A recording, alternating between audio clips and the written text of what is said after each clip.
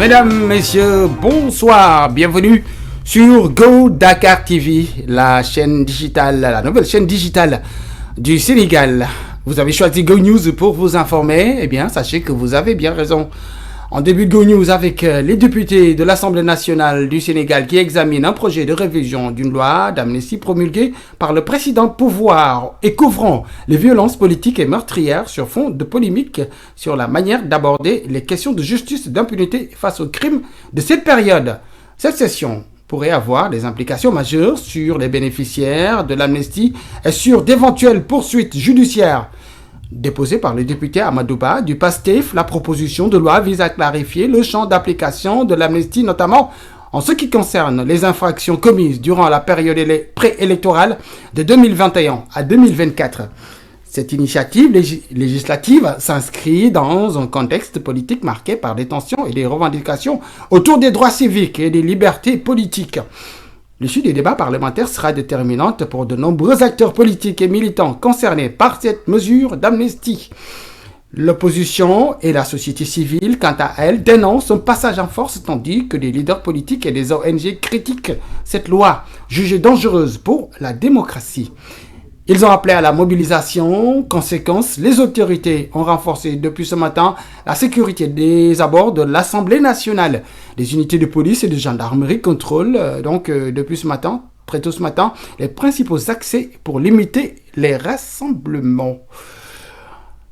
On parle de tout à fait autre chose, on parle d'enseignement supérieur surtout. On s'intéresse à cette sortie du ministre de l'Enseignement supérieur, Dr Abdourahmane Diouf, invité à l'émission Point de vue à la RTS1. Le ministre de l'Enseignement supérieur, de la Recherche et de l'Innovation a annoncé un modèle d'enseignement hybride bimodal qui va révolutionner l'enseignement supérieur l'enseignement supérieur.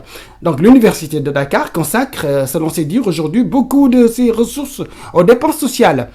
Il y a toujours des démunis qui comptent sur l'appui de l'État, mais la grande partie de l'investissement doit aller à la pédagogie, selon le ministre, à la recherche également, mais également à l'innovation. C'est une forme de subvention qui n'est pas rationalisée.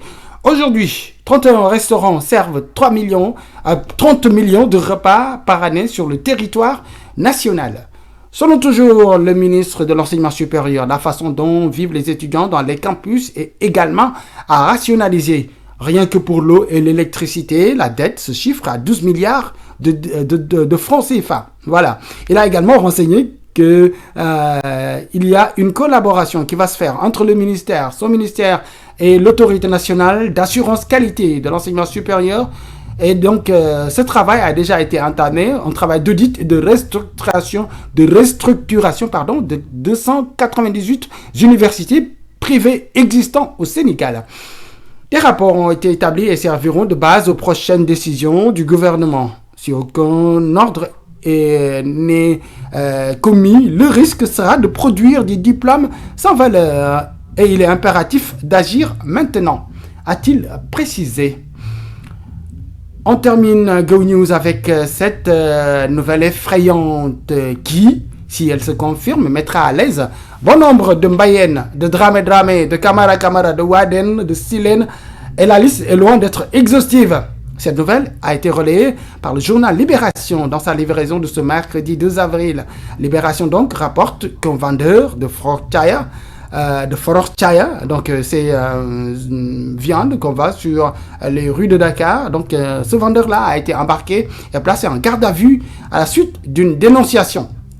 Il s'agit, croit savoir, Libération, d'un client qui a signalé aux policiers la présence de 2 canines de chat dans la viande qu'il avait commandée. Une fois donc dans les lieux où le vendeur était, c'est-à-dire à Petersen, les limiers ont constaté que le mis en cause avait déjà écoulé toute la viande incriminée, indique le quotidien d'information. L'enquête se poursuit pour savoir effectivement de quoi il retourne. Merci d'avoir choisi Go Dakar TV et merci d'avoir choisi Go News pour vous informer. L'information revient demain avec la même énergie et le même plaisir. Passez une excellente soirée.